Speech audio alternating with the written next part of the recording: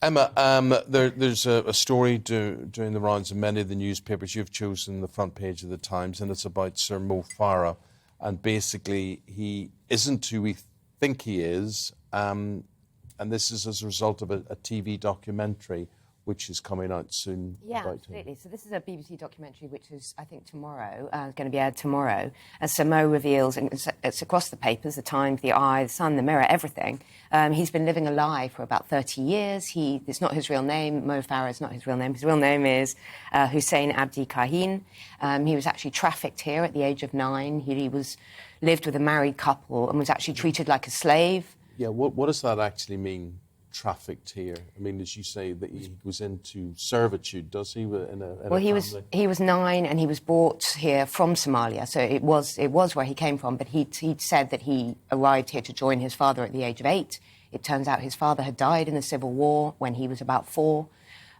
So you know He maintained this lie in order to protect people that had helped him. He was also worried about his British application, which is now sort of under question because not using his real name. Well, the Home Office have come out and said, do you know what, there's no question we're going to be sending him home, especially as he's now a Sir and 4-time Olympic winner. But what an extraordinary story to wake up to this morning.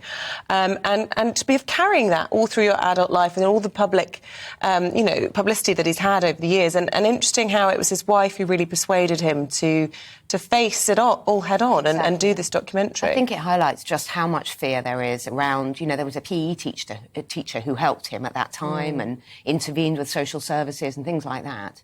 And it just sort of highlights how difficult the situation is. He was an illegal immigrant. He did come here under a false name and then was in a terrible position as a child. I mean, you were a Home Office minister. Yes. There must be so many cases like this in the UK. I think what worries me is the fact that when people do come in illegally, they are therefore very vulnerable because they need to keep themselves secret and otherwise they can be deported. And you end up with, obviously in this case, Sir Mo ending up in effective slavery as a young child, which is a terrible situation.